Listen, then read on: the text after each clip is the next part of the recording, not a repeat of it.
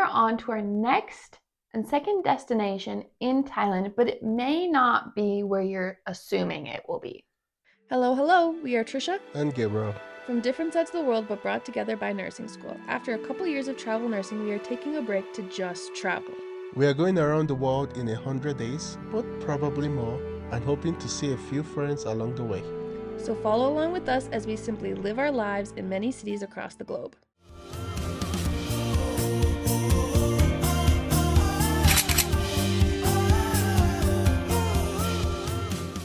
We ended up going to Chiang Mai, Thailand, and the reason is Trisha is going to say that I hate beaches. Would you spend 5 days on the beach? I would not. But That in is planning this trip, weird. I envisioned more of a city location. We went north to Chiang Mai, Correct. which, this all being said, it was amazing. Yes, I had a fantastic time. We have made it to Chiang Mai, and now tonight we're going to a traditional Northern Thai restaurant. It's like a 3-minute walk from our hotel. Our hotel is actually beautiful. Gabriel was like, oh, don't hold your breath. I wasn't sure it was gonna be great. Spoiler, it's great. We've been here for like 30 minutes. But we're going down the street to a Thai restaurant. Looking forward to food. I'm looking forward to right now, obviously some more mango sticky rice, because whoever said they weren't looking forward to that. And then I read a review of somebody getting a coconut milkshake. And obviously I should probably get some actual dinner too, right? This restaurant we came upon it on a fluke. It happened to be a 3-minute walk from our hotel. Right. And it was called the Coconut Shell. If you find yourself in the city of Chiang Mai, Thailand, you must go to the Coconut Shell.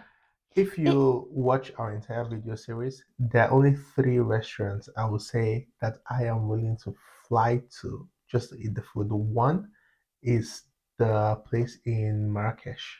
Yeah. Second is the local from the last video. And third is the Coconut Shell. Nowhere else. Excellent food every day of the week for very attractive prices. The pricing makes the food even sweeter, in my opinion. And as you can see throughout this video, we go there multiple times. I think we don't normally do that.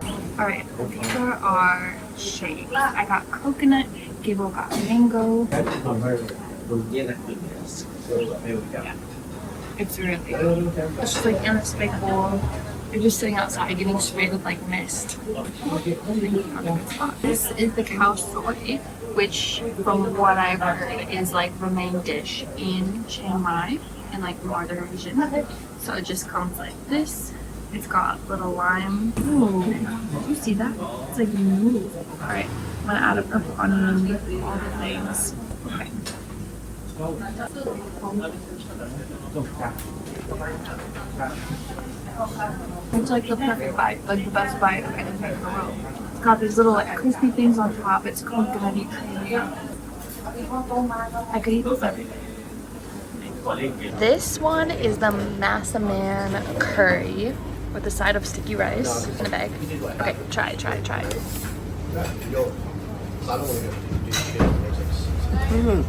As promised, mango sticky rice.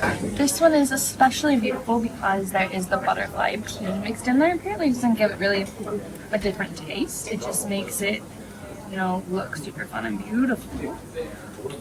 And then there's like the coconut milk, sticky rice, obviously the mango.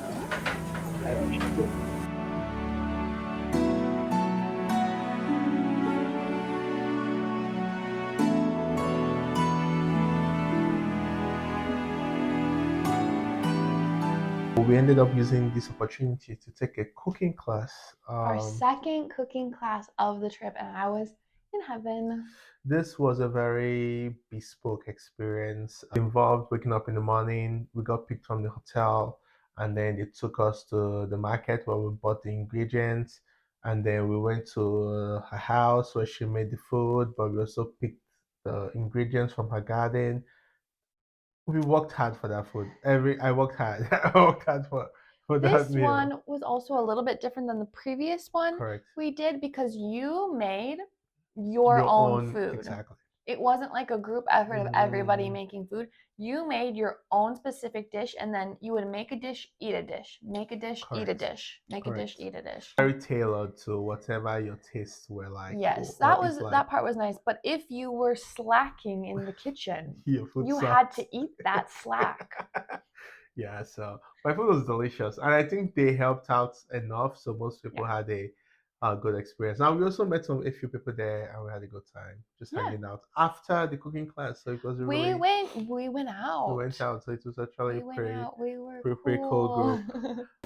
This morning, we're doing one of Trisha's favorite activities. We're going to a cooking class in northern Thailand. Like a dream, right? You excited? Sure.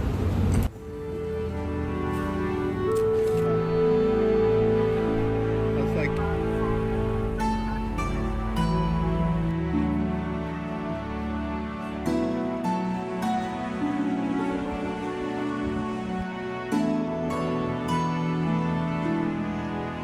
To have a Thai fried egg, like crispy on the outside and runny yolk in the middle.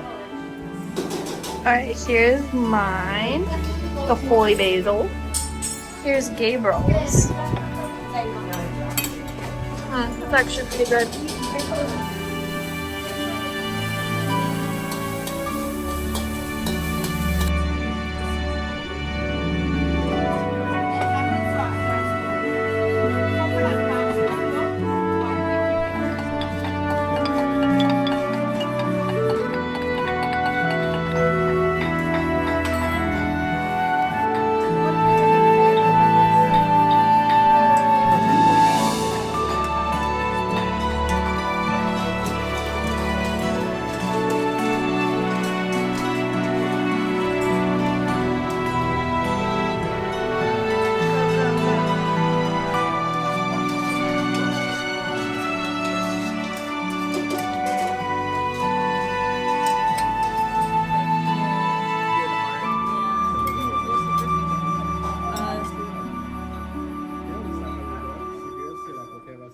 We finished the cooking class.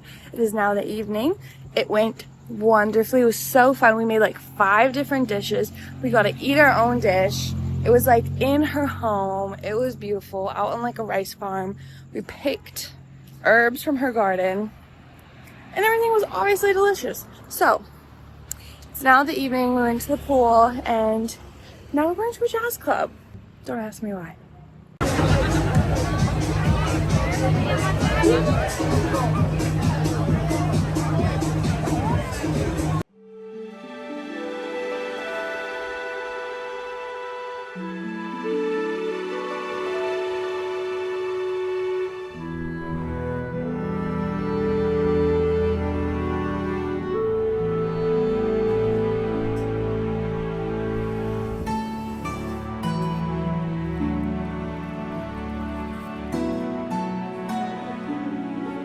I am usually a hired person for most of my stays. It makes sense to concentrate your loyalty to a brand because then you build up nights, you build on status, and it just helps make things cheaper in the long run.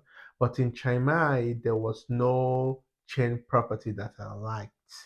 So I ended up booking something unorthodox. I just saw it and it looked nice. It's called Chala No. 6. I would say we had an excellent experience. The highlights for me was that the minibar was always full.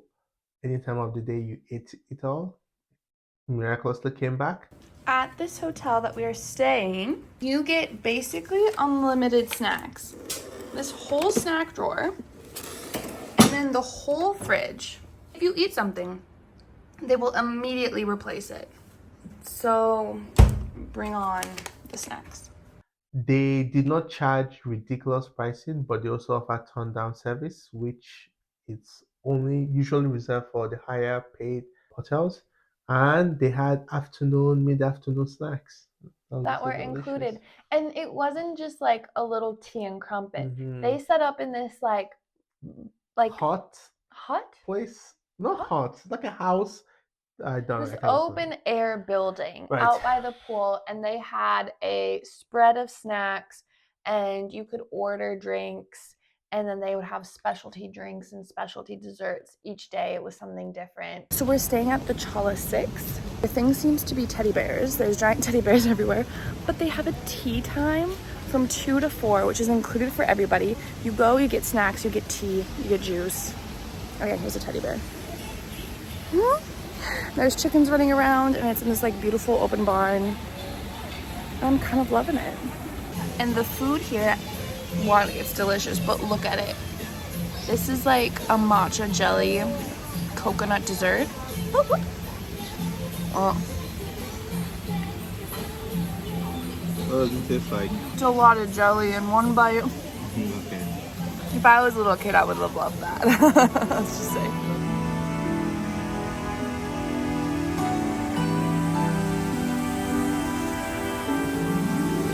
I feel like I need to point out that currently in Chiang Mai there's a high of 106 degrees, okay?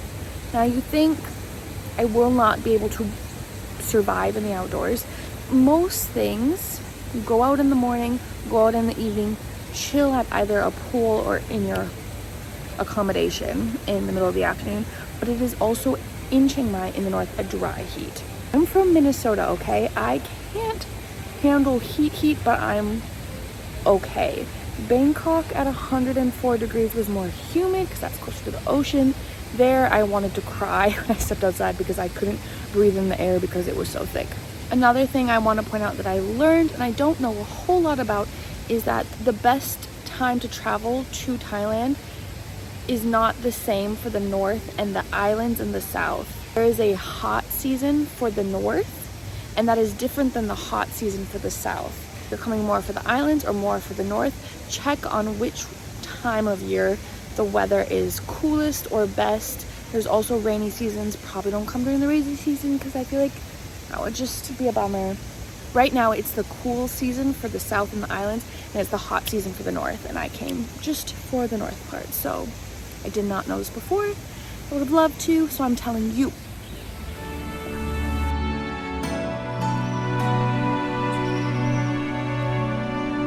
And then to Trisha's favorite, the Chala number 6 is right on the path of at the end or the beginning, whichever end, and I'm not sure which I one, don't know what end it's on. of the Sunday night market in Chiang Mai, and the entire Sunday. street is transformed into a night market. Not the entire street, The the entire downtown.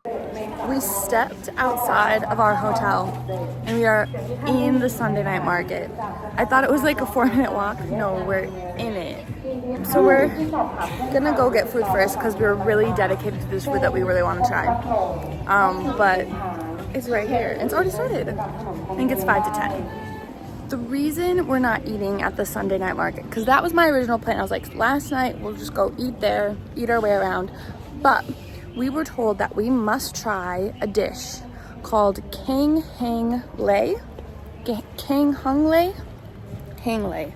Just write it. I'll just write it. It is apparently the curry of northern Thailand.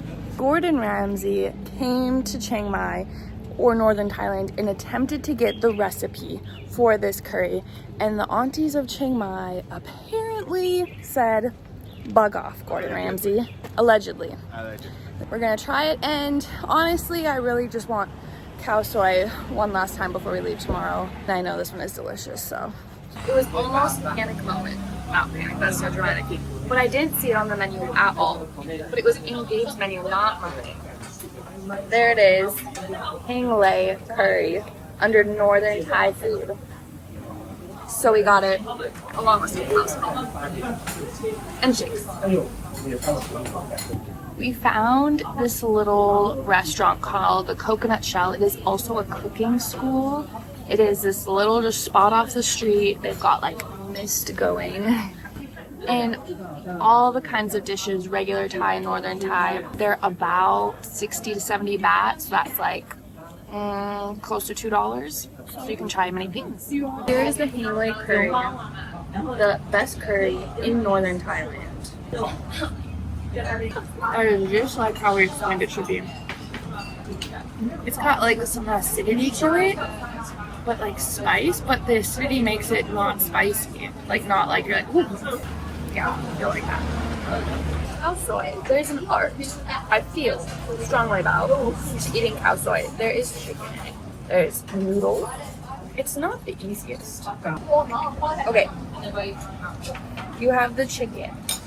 You have the noodle. You gotta get some sauce. You gotta get the crispy. And then you got this little side dish of like pickled stuff. And that is how you do it.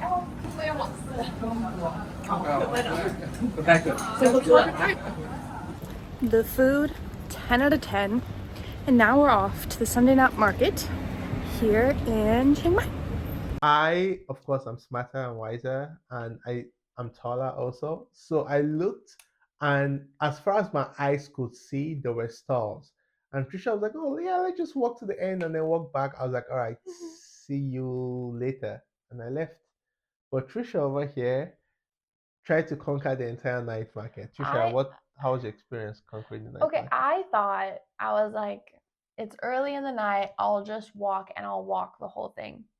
I got to a part in which I thought was the end, but then there was a map and I realized I had gotten to about 25%.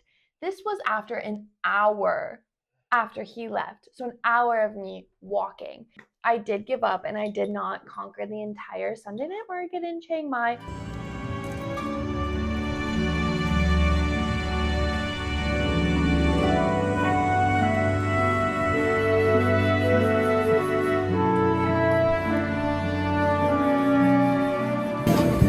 A whole 20 minutes in, and she's just now going at it solo because Gabe can't handle markets. Feels like it's shopping, but it's just experiencing. But I'm going at it by myself now, which is honestly a little more fun.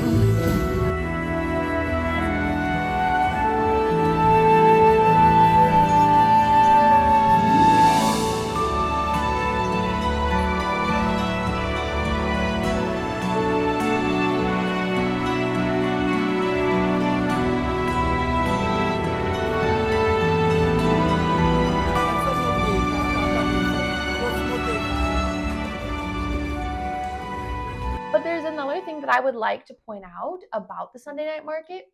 So there are different temples throughout the downtown area of Chiang Mai, and you usually have to pay the equivalent of around $2, $3, $4, $5 to get into them. But the night market kind of goes in and amongst these temples, and you can then get in and see them. The one I went to go see, nobody was there collecting money. It was also at the end of the night, but I am thinking you can possibly get in for free. I also saw this temple of monks, and I stood there for probably 10 minutes trying to figure out if they were alive. Yes. They were not breathing. Very still, very still. But they didn't look fake. But I stared and I didn't see a single breath come off of these guys. So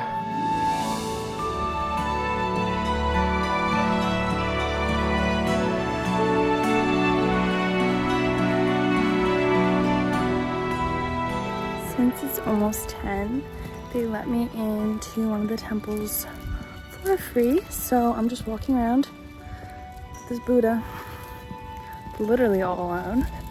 But it is like 5 minutes to close, I think, and I don't want to get shut in here. So I'm gonna head back and eat my mango sticky rice. When you're in Chiang Mai, go to the coconut shell for probably the best meal. Go there multiple times. And book your time over a Sunday. Yes, so you can go to the market and find a cooking class.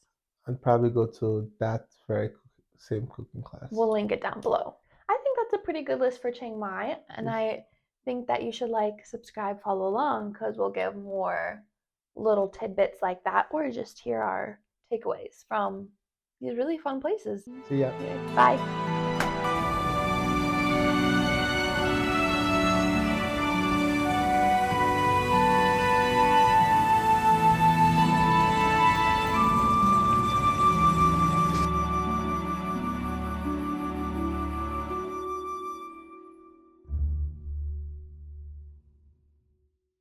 This will be a blooper. Bloop. Why are you talking about yourself in third person? Yeah. Okay. There's a pigeon by me. And Ramsey.